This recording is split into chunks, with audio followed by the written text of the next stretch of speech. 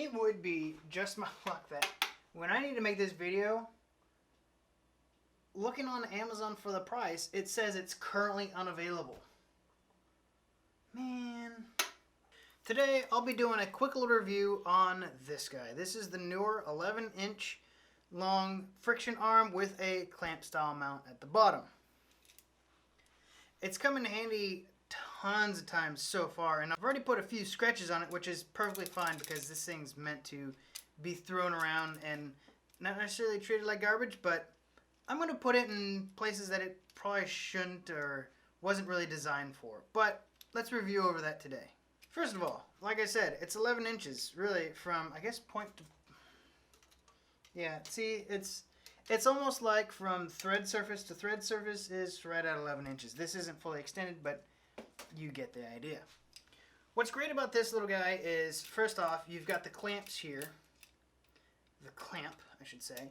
It's an all aluminum construction with a nice size thumb screw so that you can tighten it down very quickly. I'm actually quite impressed with it. You can also apply a lot of torque on it just to ensure that these jaws are nice and tight on whatever you're mounting it to. Nice thing about it is it does have rubber feet or rubber grips on the inside of it, so you can bring those out and now you can clamp this to some sort of tube, which would be like mounting it to any sort of tripod leg or a stand of any sort or anything underneath the car like a suspension item. That's just my thoughts. And then you have the two, you can see there's the red anodized parts here if you want to clamp it to a flat surface. And let's go ahead and get this mounted up.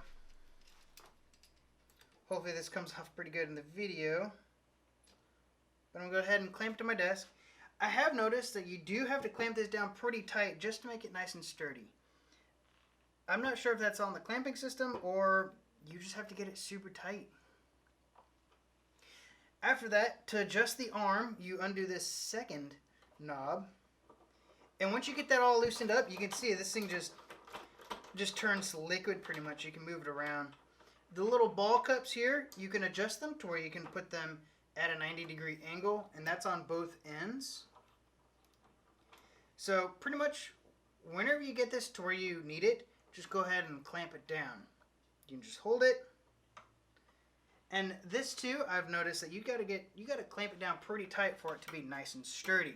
Once you get that clamp down nice and tight, then you have this last one here that has a nice little thumb screw that's integrated into it, so thankfully you don't lose it. You don't have to mount it to a plate or anything like that, but you can mount any of your accessories. Thankfully, with this kit, it came with several GoPro tripod mounts, which I use these all the time. I actually put them on the bottom of a quick release plate and I'll put them on my tripod or my gimbal or anything like that. However, I actually have my GoPro, this is a Hero 8, that has a small rig case itself, mainly so I can get lens protectors to protect the cover. But it has several quarter 20 mounts. So on the bottom side of it, it's got a quarter 20 here. So I can just take this, thread it on a little bit. If I go the right way, that is. And once it's on, there you go. You can not necessarily forget about it, but now, if you so choose, you can move it to wherever you need it. I'm trying to loosen this up a bunch so you can see I just flipped the mount, which is super cool. So now I'm going to clamp this down super tight. And there we go. So now I have noticed that every so often this thing will, it's like it comes loose, which is strange. I've thought about it some, and I actually might just use a nut and I might use like a regular nut so that I can get a wrench on this to get it nice and super tight, because typically this ball mount won't have to move. It's the actual arm that moves. However, if you get this thumb screw super tight, which I really don't want to strip it out, that would be terrible, but once you get it set, clamp it super tight, and then off you go. The primary reason why I actually got this was so that I could put this GoPro in any sort of location that I wanted, whether it's underneath the car, it's on or on a bookshelf out in the garage for when I'm recording videos about my RC trucks. Now, something else that I did get it for is for this. This is actually a Neewer F7 light. I did a review on this last year sometime, I think. This is a battery operated light And I got this just so, I could put it into several locations, have some blue light. But I didn't really have a way to mount this, so what I did in the interim was I got this.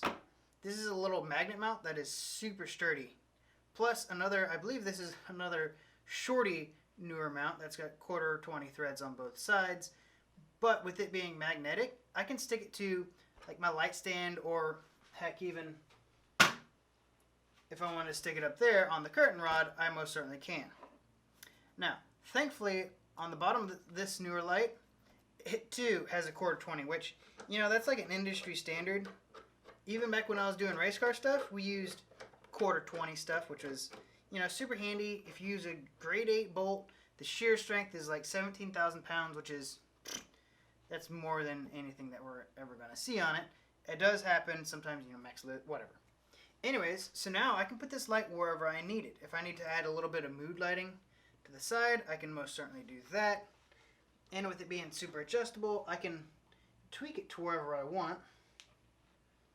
Say I want to put it there. See, this is one of the downsides to it. But if I unclamp it, this is just for demonstration purposes.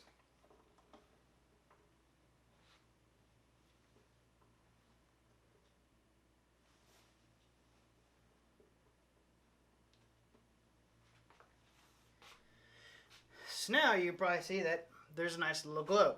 That happened very quickly. There's no light stand, like no base that you have to worry about. You just clamp it and off you go.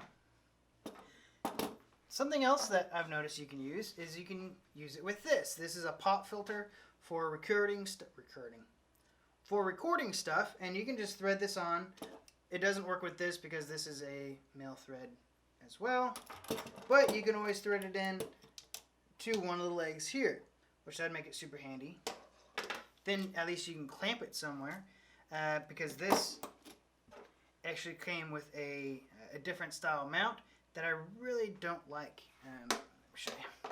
It's this sort of mount, which this would be great if you're mounting it to a pole or any sort of rod or something like that, but if I'm actually mounting it to the surface, it doesn't work that great.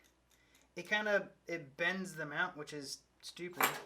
Anyways, that's what I'll be using this for.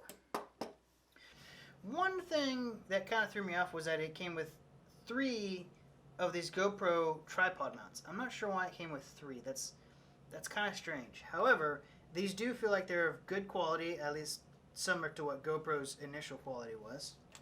And it came with one thumb screw. Why did it come with, like, we need more of these. Anyway, so you get the point. You can throw that on there. Mount that nice and tight. So now you can mount your GoPro wherever you need it if you don't have a small rig case like this. Now, funny enough, the small rig case also has the regular mounts.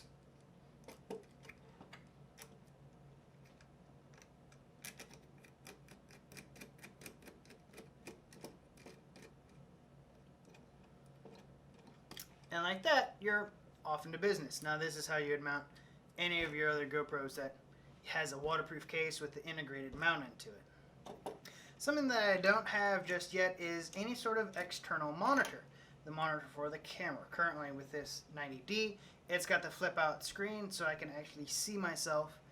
However, one of these days, I think I'll get a big time monitor. Well, in the meantime, I have my fancy dancy iPhone here that once I mount up the camera mount, once I mount up the phone mount to this, we'll go ahead and do that quickly. I'm going to clamp it to my desk here just because it's a little bit more stable. Clamp that nice and tight.